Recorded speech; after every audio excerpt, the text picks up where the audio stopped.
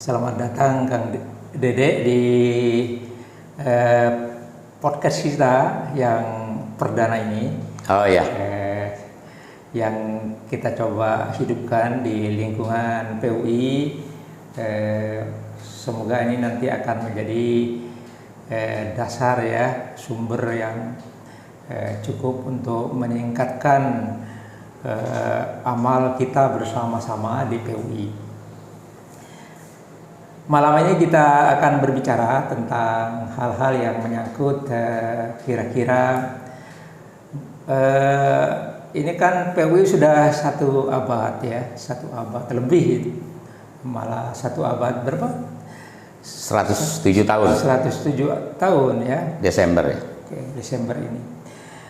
Baik, jadi apa sebetulnya yang sudah dirasakan oleh Kang Dede gitu? Dengan 1 abad gitu ya, kan luar biasa itu usia 1 abad gitu kan ya. Jadi kalau dalam sebuah generasi itu dia sudah bergenerasi, udah 3 generasi ya, 3 generasi. Jadi coba jelaskan, mungkin Kang Dede ada yang selama ini sudah dirasakan gitu kan, yang ada di dalam pikiran, mungkin di dalam catatan-catatan yang sudah ada di Kang Dede itu menyangkut usia PUI ini. Iya, usia PUI yang sudah memasuki abad kedua ini atau 1 abad lebih, karena saya ditakdirkan dari mulai kakek, ayah dilahirkan dalam lingkungan PUI. Kalau kakek ya sejaman dengan Abdul Halim, ayah sempat ketemu Abdul Halim, kalau saya nggak sempat ketemu. Jadi sejak kecil sekolah di PUI, aktif di PUI, di pelajar PUI, pemuda PUI. Jadi ya cukup melihat proses perjalanan PUI, paling tidak saya ngeh sebagai aktivis PUI itu sudah 30 tahun lebih. Bahkan dengan Cak Ahmadi juga interaksi kita di PUI juga sejak saya mahasiswa kan. Saya udah mau 60 tahun, Cak Ahmadi dulu lagi wartawan Tempo. Jadi saya pikir kalau bertanya seperti itu, Cak Ahmadi juga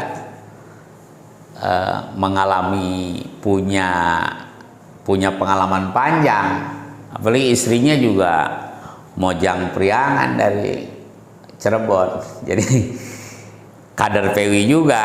Nah, jadi abad kedua PUI ini menarik ya.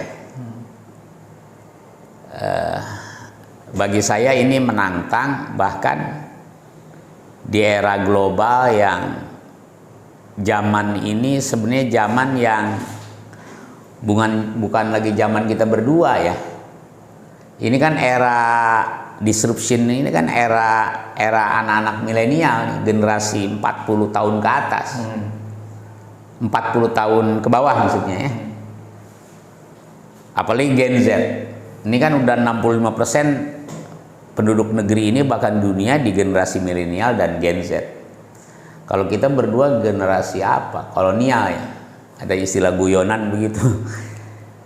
Untuk itu ditakdirkan generasi saya, generasi Cak Ahmadi, masih sempat ditakdirkan Allah memasuki era abad kedua PUI. Tentu ini PR besar kita, tantangan, bahkan sekaligus peluang.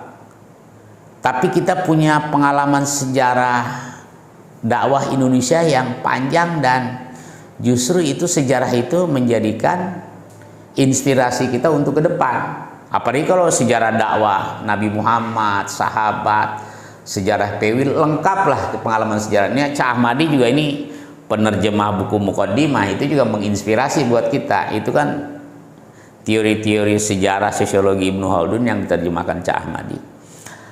Nah, kembali lagi, memang ini PR buat PUI, khususnya pimpinan PUI, di mana lembaga tertinggi PUI ini adalah Majlis Syuro, Ahlus Syuro, Ahlul Halli wa Aqdi.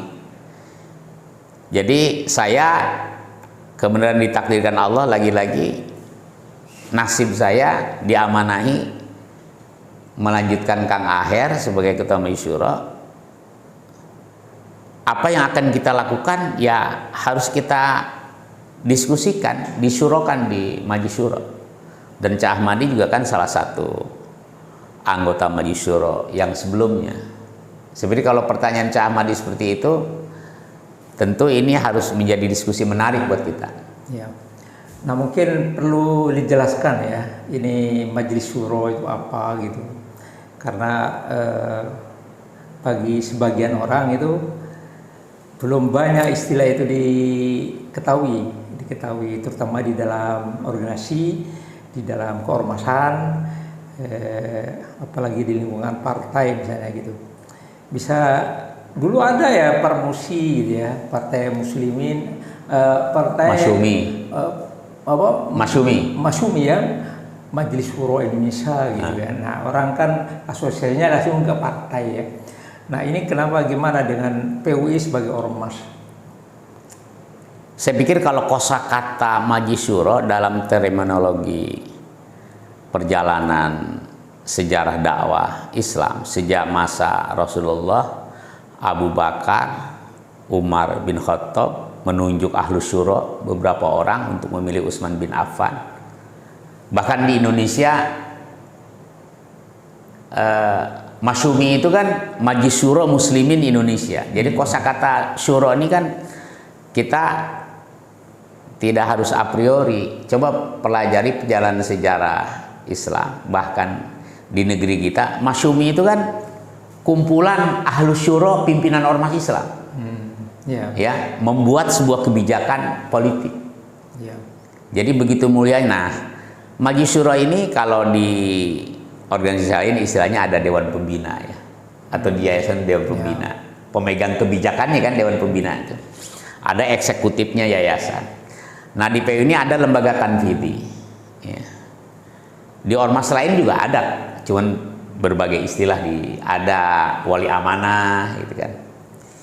Kalau yayasan itu Dewan Pembina. Nah, kita berbagi tugas. Majelis Syuro ini adalah hasil pemilihan pengurus PUI yang mewakili seluruh Indonesia, dan itu menjadi lembaga tertinggi PUI. Disitulah Ahlus Syuro melakukan. Adapun lembaga tanfidhi ya Dewan Pengurus itu. Makanya Dewan Pengurus sekarang banyak dipimpin oleh anak-anak muda. Jadi kita berbagi tugas karena beban PUI ini besar. Ya, membangun dakwah Indonesia ke depan, sehingga Majelis Syuro ini adalah lembaga strategis yang akan merumuskan konsep kejamahan, konsep dakwah, konten kaderisasi. Adapun pelaksananya ya lembaga tanfidhi itu, lembaga pelaksana Saudara Reza Arifin yang akan menerjemahkan dalam tingkat eksekutif. Kalau dalam lembaga negara itu ya trias politik itu, trias politika itu kan ada DPR, itu kan Ahlus Syuro, maka namanya juga Dewan Perwakilan Rakyat. MPR musyawarah Majelis Permusyawaratan Rakyat. Itu sangat Islami sekali konsep bernegara kita. Majelis Syuro itulah Majelis Permusyawaratan Rakyat itulah Ahlus Syuro yang merumuskan kebijakan bernegara. Walaupun sekarang MPR DPR ini kan anggota yang sama. Jadi saya pikir kosakata ini tidak. Jadi Majelis Syuro itu sama dengan Majelis Permusyawaratan gitu ya. Iya, lembaga gitu ya. Yudikatif. Iya. Lembaga legislatif. Bisa dibayangkan seperti itu ya. Baik. Nah, itu apa kaitannya dengan perubahan ini? Kan ini perubahannya belum lama ya, di dua periode lalu. Tiga periode lalu ya. Apa ini hubungannya dengan PUI ke depan gitu ya, di dalam menghadapi abad keduanya gitu ya? Apakah memang siapkan untuk itu atau bagaimana? Iya, memang namanya ini sebenarnya ide diskusi ini juga diskusi panjang ya dengan para sesepuh PUI ya. Pak Haji Ahmad Rifai, Pak Anwar Saleh. Ini dari 3 periode ke belakang sebenarnya konsep Majelis Syuro ini. Konsep Majelis Syuro ini kan kalau dulu kan PBPUI ya, pengurus besar. Di NU juga isinya PBPUI, PBNU. Karena tugas-tugas amanah dakwah begitu besar, sehingga tidak bisa dibebankan hanya ke PBPUI atau DPPPUI. Itulah kita berbagi tugas negara saja ya. ada legislatif, yudikatif, eksekutif. Ya. Nah di PU ini karena pekerjaan mulai banyak, harus berbagi tugas. Ya. Tidak harus menunggu muktamar perubahan-perubahan kebijakan. Justru digodok di Majelis Syuro. Ada persoalan-persoalan yang harus, dan memang pekerjaan merumuskan kebijakan strategis itu bukan pekerjaan 5 tahunan muktamar, itu bisa pekerjaan. Makanya Majelis Syuro paling lambat bersidang 3 bulan sekali. Jadi Majelis Syuro ini bahkan bisa tiap pekan, tiap bulan. Tapi kan hal-hal teknis, rutinitas itu dilaksanakan oleh eksekutif. Namanya Dewan Pengurus Pusat itu. Dan era disrupsi ini kan banyak persoalan dakwah, persoalan kebangsaan, keumatan, persoalan dunia yang harus difikirkan para mufakir, para mujtahid. Majelis Syuro ini kan para pemikir, para mujtahid, cendekiawan, para ulama, yang itu tidak cukup beban itu dibebankan kepada eksekutif yang pekerjaannya rutinitas. Jadi mengantisipasi zaman ini memang cocok di era global disrupsi ini kan. Bayangkan pasca Covid ya, Cak Ahmadi ya, itu banyak hal yang tidak bisa diprediksi. Bahkan pada kelas dunia, kelas negara pun tidak bisa mengantisipasi kekagetan era pasca Covid itu. Semua cara belajar, cara berorganisasi, cara apapun berubah. Nah inilah saya sebagai amanah pimpinan Majelis Syuro juga, beban ini harus kolektif. Kekuatan kita pada amal jamaah. Ya. Nah, yang ke depan ini disiapkan oleh Majelis Syuro itu apa? Konkretnya, jadi supaya nanti kawan-kawan di eksekutif gitu ya, di Tamfiziyah atau di Dewan Pengurus tadi itu bisa melompat lah atau bekerja dengan lebih bagus gitu ya. Apa yang sedang disiapkan atau sedang dilakukan oleh Majelis Syuro PUI ini? Iya, ini pertanyaan menarik. Tentu PR ini kemarin pada Majelis Syuro terakhir baru pada bingkai poin-poin besar kebijakan, seperti menetapkan Renstra, rencana strategis. Rencana strategis ini poin besarnya di dalamnya adalah bagaimana PUI sebagai organisasi pendidikan, dakwah dan sosial bisa menjawab persoalan-persoalan ke depan, hari ini dan ke depan. Kalau rutinitas PUI sudah berjalan bagus.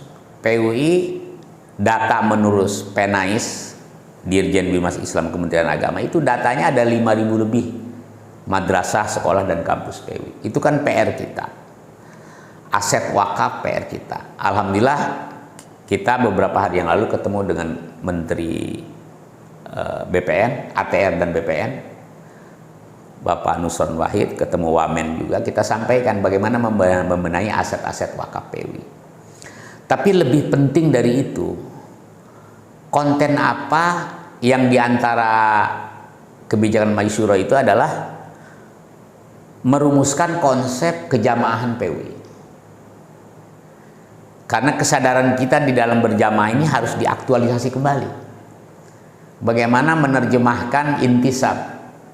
Intisab ini kan nasabah yunsibu. Bagaimana intisab itu dengan misi tauhidnya, dengan kalimat janjinya, nu'ahidullah ala sidqi wal ikhlasi. Bagaimana menerjemahkan nu'ahidullah, kami berjanji. Itu kan kami berjamaah berjanji. Nah, sehingga konsep kejamahan yang sering Cak Ahmadi juga sering kita diskusikan. Bagaimana merumuskan kejamahan ini sehingga melahirkan komitmen di dalam amal jamaah, di dalam amal kolektif. Jadi konsep kejamahan yang pertama. Yang kedua, konsep kaderisasi pembinaan anggota.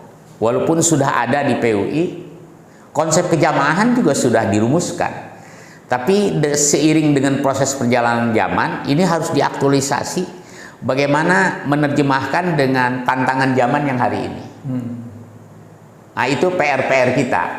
Nah itulah yang harus dimuluskan bersama.